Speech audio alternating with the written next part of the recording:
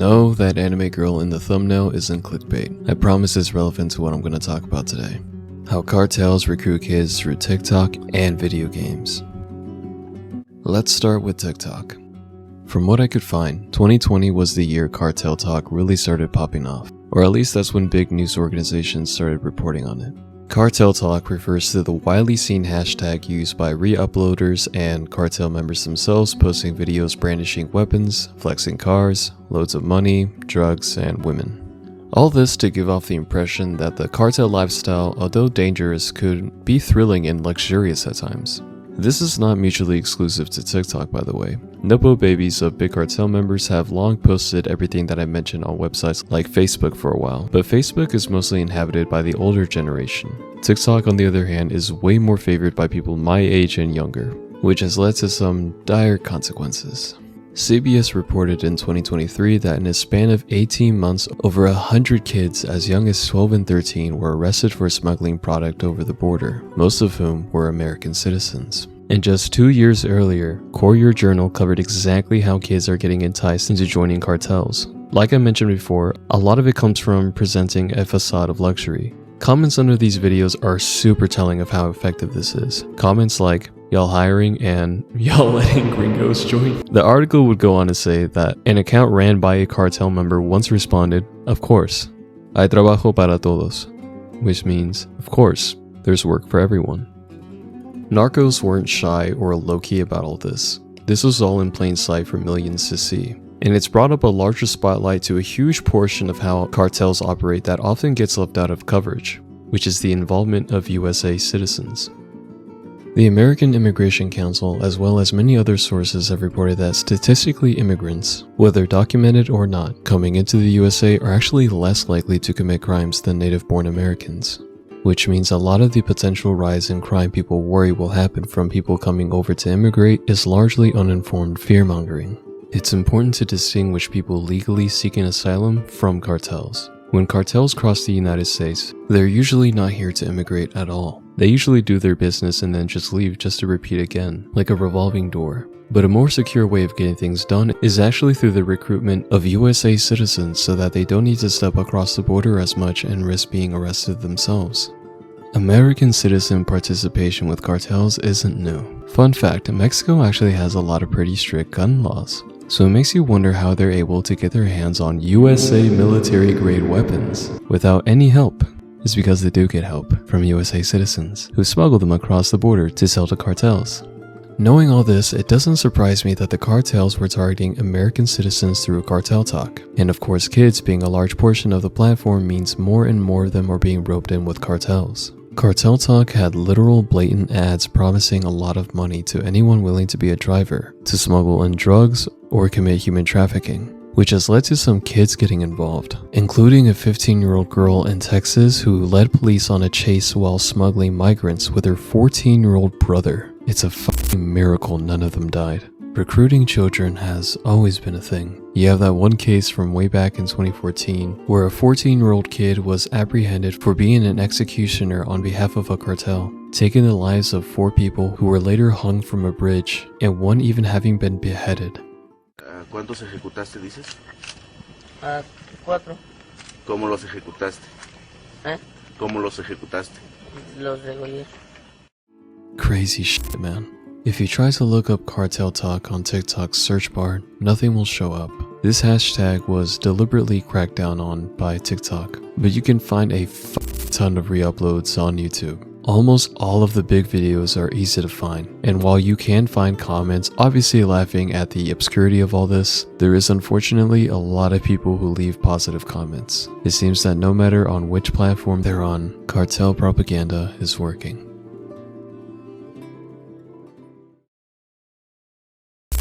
Let's move on to video games.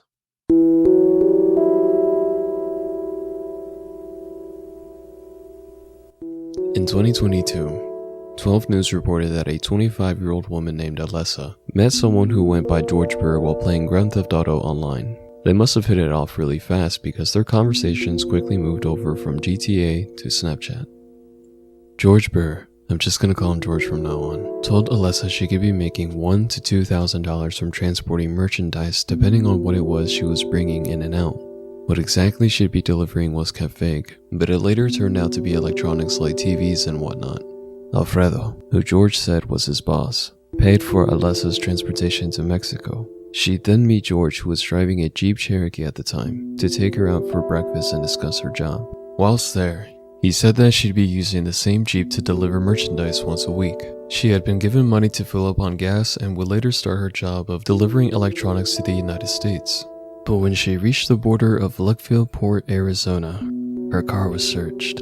And I shit you not, they found 130 pounds of liquid meth in her vehicle secretly stashed away. Not in the electronics like a few of you might have guessed, but inside the car's gas tank. If it's possible to trick desperate adults who need money into becoming drug mules, just imagine how easy it is to swindle kids, especially on mobile games where they're more present. Free Fire is a free mobile game that was released in 2017. There you go, by the way. See? Not clickbait. Anyways. Because it was free to play and on mobile, kids were by far the largest demographic. It was super popular in Latin America, Southeast Asia, and India. There have been several cases reported of cartel members befriending children online and having them work as informants for police whereabouts, including a case of a teenage girl being lured away from her family by a cartel member in the game on October 8th, 2021. Thankfully, she was returned to her family, but a really chilling story was of two boys aged 14 and 11 being lured in through the game by a man who promised guns and money. They were told they'd need to come to northern Mexico to work as lookouts for $200 a week. Thankfully again, the young boys were found before they boarded a bus which would have taken them far from their families. And a woman who paid for the tickets has been arrested. It's unclear if the woman was working with a cartel man or if she was the one posing as him to lure in kids. If you take anything away from this video, please let it be to monitor what your kids are doing on their phones. If you're an older sibling or a parent, please look out for the younger ones. The typical internet brain rot out there is not the only thing that can cause harm to your kids. And like I said before, cartel propaganda is working.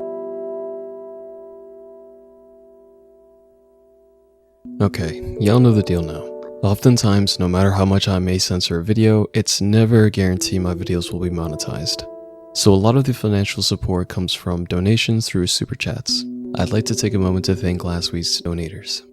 Spooky Mitsuba, Ratchet and the Bucket, True Izzy, Skirty McBlurdy, Rosie, Auntie of Pika, Aranga Senpai 8724.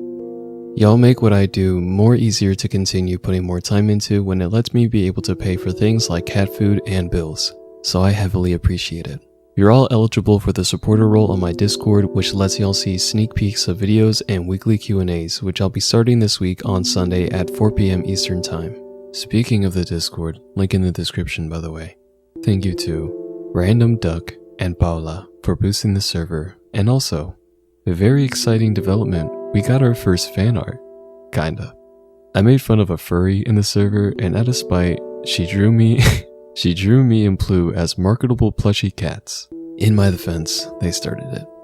All jokes aside, I love this piece. Thank you to La Concha Conejita. Go sub to them on YouTube. Oh, another cool development. I got shouted out by the Unnoticed podcast. If you guys don't know them, they have almost 1 million followers on TikTok. It's run by these guys called the Clown Boys, and they run a podcast that often touches on themes of horror, especially Latin American horror. So if you guys want to hear more stuff like that, I highly recommend you guys go check them out. I'll link the video where they mentioned me. And lastly, a friendly reminder to follow me and the channel artist Ploo. They do commissions, and they drew us for the little Scott Pilgrim edit trend on TikTok.